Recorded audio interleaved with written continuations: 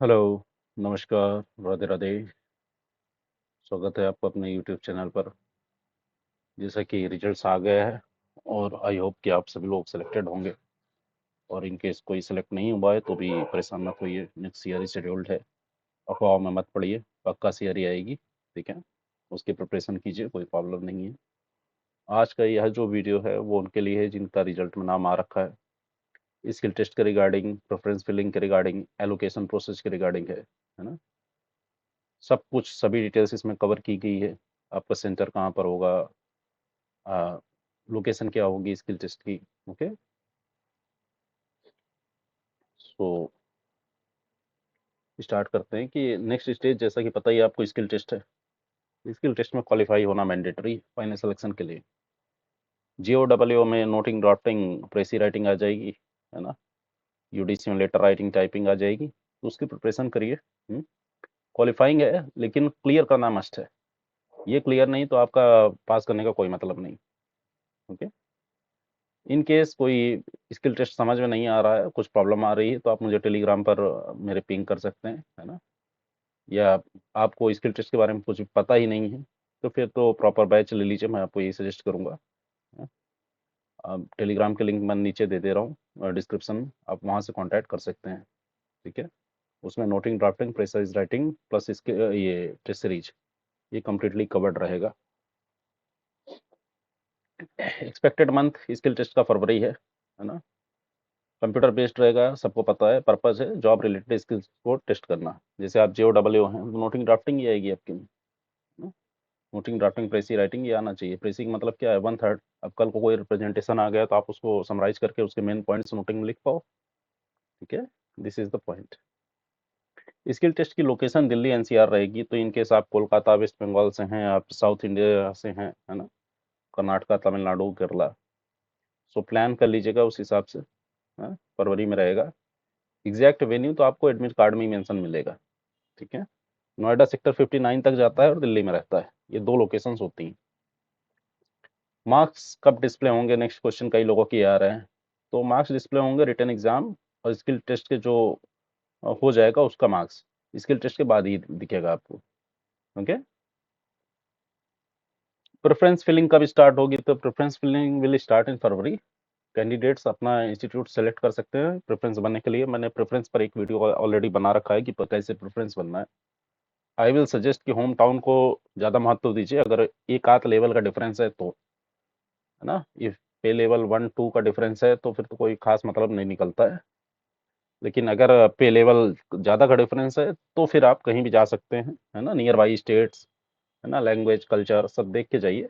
ठीक है, प्रमोशंस कितने हैं ये भी देखिए, सीट्स कितनी वैकेंट है ये देखिए आप। अगर नया इंस्टीट्यूट है तो प्रमोशन के मेन्यूज ज़्यादा हैं, नया इंस्टीट्यूट नहीं है तो प्रमोशन के मेन्यूज काफ़ी कम हो जाते हैं। ओके, ऐसा नहीं कि आप जियो बन गए तो आपका डबल एम प्रमोशन हो ही जाएगा। सीट्स ही नहीं रहेंगी तो प्रमोशन कहाँ से होगा आपका फिर। ओके, तो ये सब चीज़ें देख लीजिए। किसी को कोई कन्फ्यूजन है किसी भी इंस्टीट्यूट के बारे में, है ना, एम्स के किसी भी इंस्टीट्यूट के बारे में या ICMR के रिगार्डिंग कुछ कन्फ्यूजन है, आप टेलीग्राम पर पिंग करिए। ठीक है, विल रिप्लाई, है ना।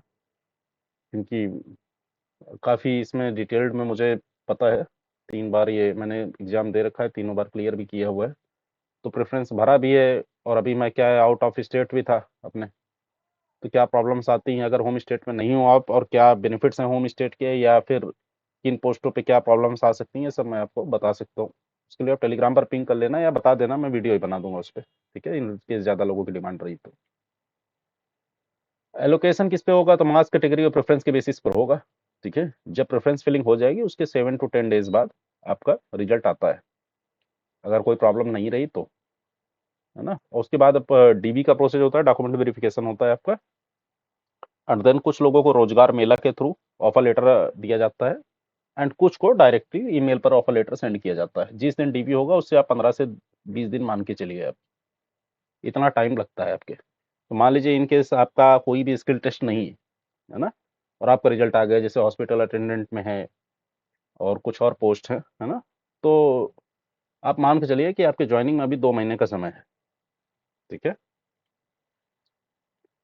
अब क्वेश्चन ये है कि इनकेस आप ईस्टर्न इंडिया से हो और वेस्टर्न इंडिया से हो या साउथ इंडिया से हो, कर्नाटका केरला से हो, डिस्टेंस बहुत ज़्यादा है आपकी, और आपके मार्क्स आ रहे हैं 240 230 250, तो फिर जाने का मतलब नहीं है ना।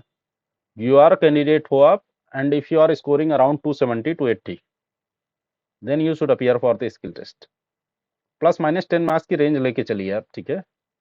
एंड ऐसे ही कैटेगरी वाइज अपना मार्क्स रिड्यूस कर लीजिएगा, तब सिलेक्शन आपका हो सकता है। और सिलेक्शन इन केस नहीं भी होता इतने मार्क्स में, तो भी एटलीस्ट आपको स्किल टेस्ट देने तो जाना ही चाहिए। मैं यही आपको सजेस्ट करूंगा कि आपको एक स्किल टेस्ट की अपॉर्चुनिटी मिली हुई है तो डेफिनेटली दीजिए, ठीक है। कोई टेस्ट सीरीज, कोई कोचिंग इंस्टीट्यूट, कोई टीचर मेंटर आपको ये नहीं सिखा सकता कि रियल एग्जाम में आपको कैसे क्या चीज़ें करनी है। तो एक बार आप दोगे तो आपको एक्सपीरियंस जरूर मिलेगा। और अगली सीआरई तो शेड्यूल्ड ही है, आपको पता ही है, आएगी डेफिनेटली ना। तो प्रॉपरली दीजिए स्किल टेस्ट।